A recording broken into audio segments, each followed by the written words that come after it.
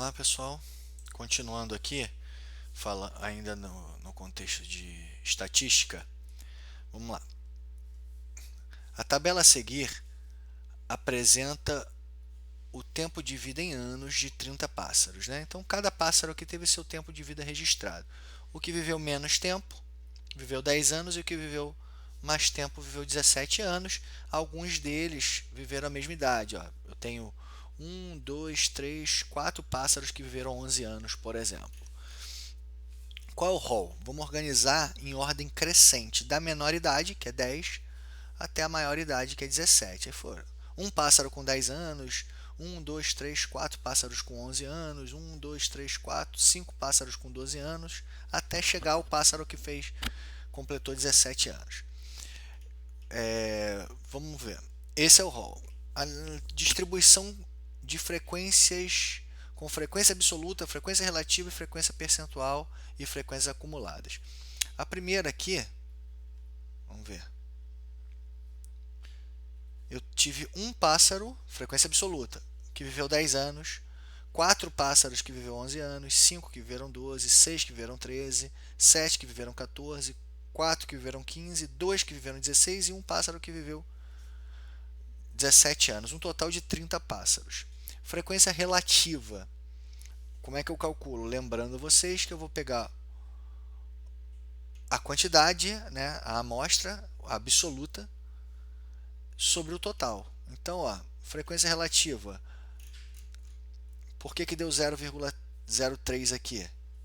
Na verdade, é 1 dividido por 30. Um pássaro que viveu 10 anos dividido por 30, que é o total. Vou aqui para baixo. Ó. Por que aqui deu 0,07? Aqui vai ser 2 sobre 30. Dois pássaros que viveram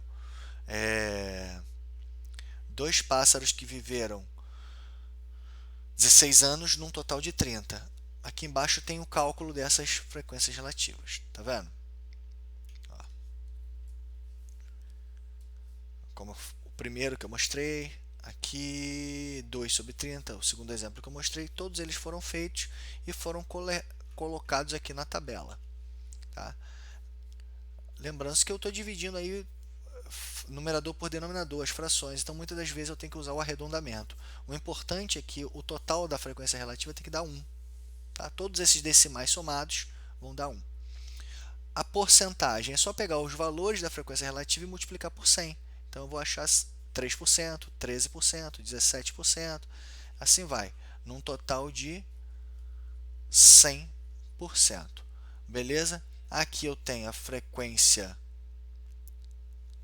absoluta acumulada, como isso.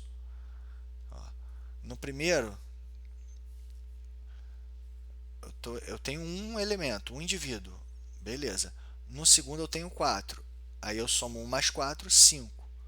No terceiro eu tenho 5, então eu vou somar 1 mais 4 mais 5, 10, e assim até chegar no 30. Beleza? Da mesma forma, eu vou somando as frequências relativas acumuladas. 3% no primeiro. No segundo, eu tenho 13, um total de 0,16, né? 16%. Vou somando as acumuladas até, no caso da frequência relativa acumulada, dá 1, e da frequência percentual aqui dá 2. Beleza? Elas já estão acumuladas. Vamos lá. Tabelas. Isso aqui foi uma tabela que eu mostrei para vocês. Beleza? Essa foi a tabelinha. Já com as informações, frequência absoluta, frequência relativa, frequência percentual, frequência absoluta acumulada, frequência relativa acumulada e frequência percentual acumulada. É o único jeito de se fazer? Não. Temos outras maneiras de montarmos a tabela. Tá? Detalhe que tudo que eu falei para vocês aqui é o que o autor colocou sobre as frequências. Ó. Tá bom? Um exemplo aqui. Ó. Mackenzie, São Paulo. Um pesquisador fez um conjunto de medidas de laboratório e construiu uma tabela com frequências relativas em porcentagem, Tá? Aqui, ó, 30%, 7,5%, 45%, 12,5%, 5%. Total 100%.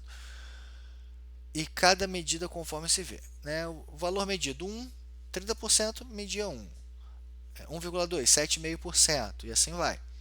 Assim, por exemplo, o valor de 1 foi obtido em 30% das medidas realizadas.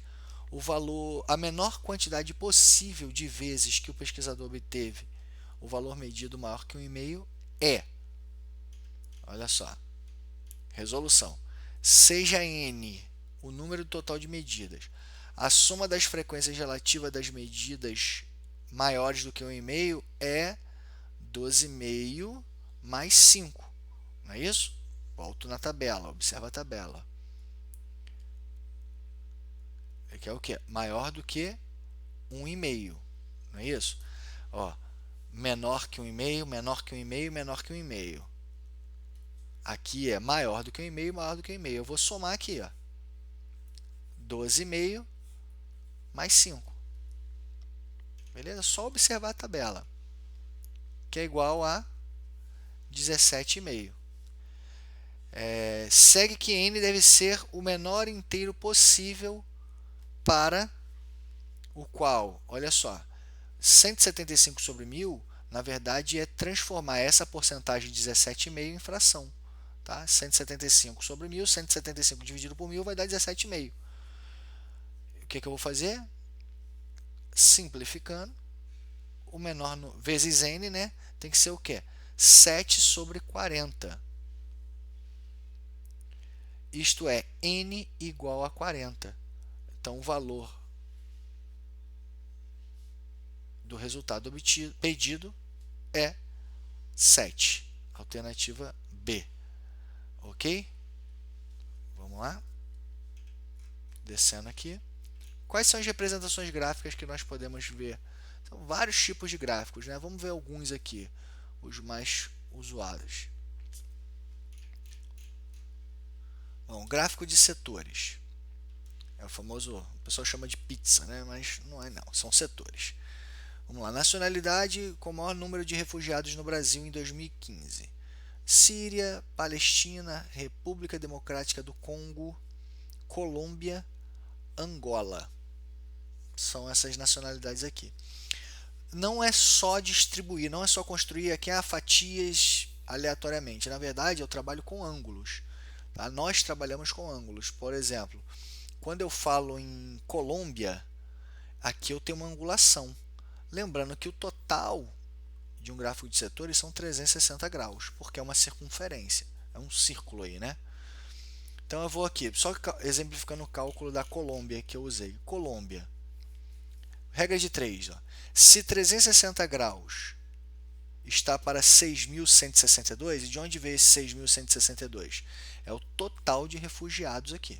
Beleza? Somei Síria, Palestina, Congo, Colômbia e Angola, vai dar esse valor. Se 360, que é o total da circunferência, está para 6.162, ó, total de refugiados,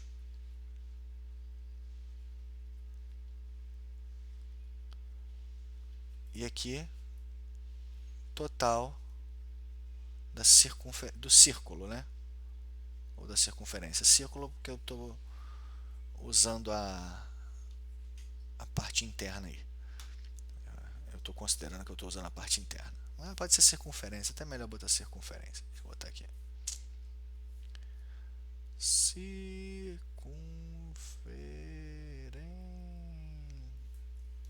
Deixa eu subir. Beleza. Vou fazer a regra de 3. Então, x, que é o valor que eu quero descobrir, que são os graus, vai estar para 1.100, que são os refugiados colombianos. Então, como é que eu calculo? Multiplico o cruzado, né? Na verdade, eu armo assim. 360 sobre x é igual a 6.162 sobre 110. 110.100. Multiplico cruzado, pá, vou achar que x vale 64,26 graus.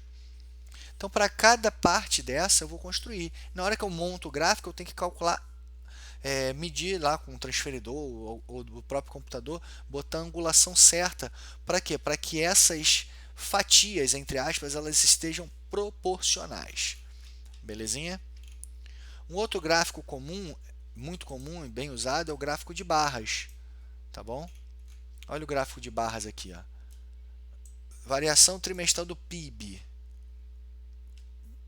brasileiro. Então a gente percebe o que? Tá aí os valores de 2015, né? Ó, já é legal, colore aqui, bota vermelho para dizer que está caindo, azul para dizer que está subindo. Então, ó, no segundo trimestre, por exemplo, de 2015, o PIB brasileiro caiu em 1,6%. Já no terceiro trimestre de 2017, ele subiu em 0,2%. E assim vai. É o gráfico de barras, são barrinhas mesmo. Tem um eixo aqui, ó. Nesse caso, para ficar mais bonito, eles não colocaram o eixo, mas tem um eixo aqui, tá? Tem um eixo, beleza? Vamos lá. Gráfico de linhas também é um gráfico muito conhecido, né?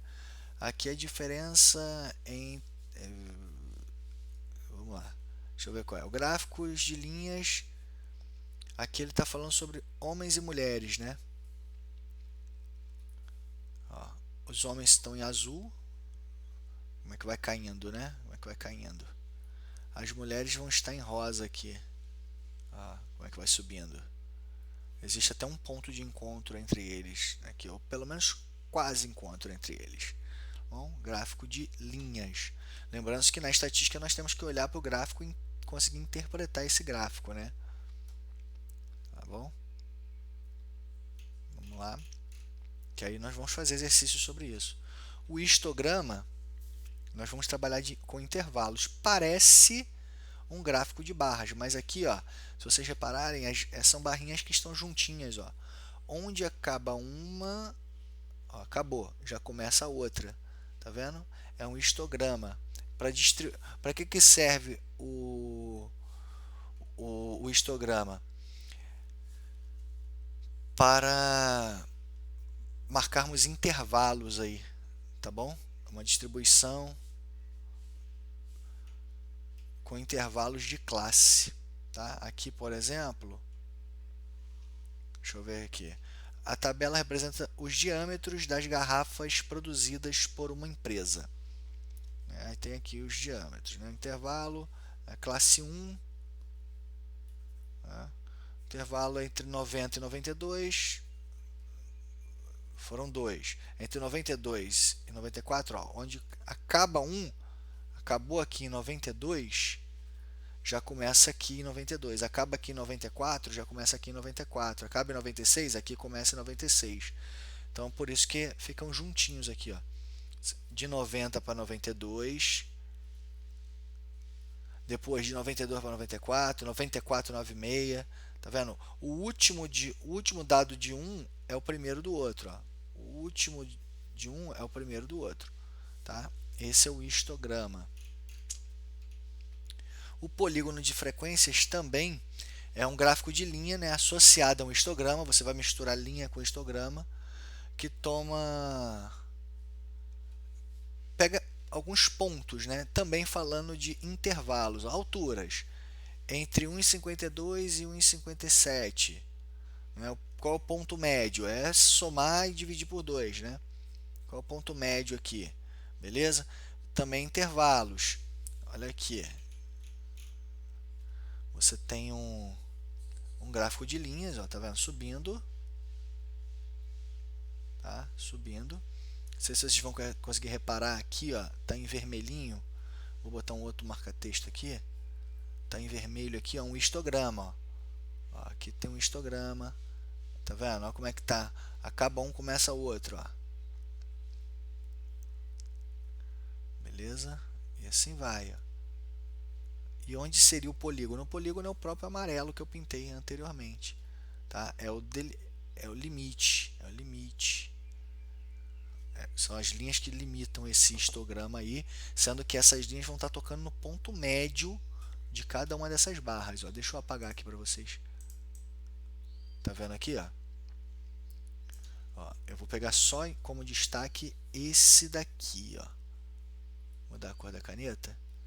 Tem aqui, ó, uma barra do meu histograma. Aqui tem outra. beleza? Assim tem todas, né? Quando eu desenho a minha linha, esse é o ponto médio, é o meio da barrinha, aqui é o outro meio, aqui vai ser o outro, ó, bem lá no meio, tá vendo? Bem lá no meio, tá? Aí eu vou ligando todos esses meios aí, ó, beleza? Vamos lá, vamos ver aqui. Eu só tenho esse exemplo mesmo. Opa. Aqui, ó, pá, lá em cima, pá, pá. Desenhei um polígono aí, beleza? Pictograma é legal, ó. São gráficos que possuem apelo visual. Então ele quer falar preferência por futebol nos sexos. Então ele bota um menininho aqui de azul para dizer que 8 em cada 10 10 homens gostam de futebol. Aí bota a menininha em vermelho, 3 pintadinhas de vermelho aqui, ó, para dizer que 3 em 10 gostam de futebol. Ah, se eu fosse fazer a produção de carros, em vez de botar pessoas, eu botaria carrinhos. Né? Você vai usar pequenas figuras para mostrar o que você quer dizer. Tá? Esse é o pictograma. Beleza? E aí a gente fecha essa segunda parte desse vídeo aí, a segunda parte do conteúdo, né? São só elementos introdutórios à estatística. Ok? Um abraço.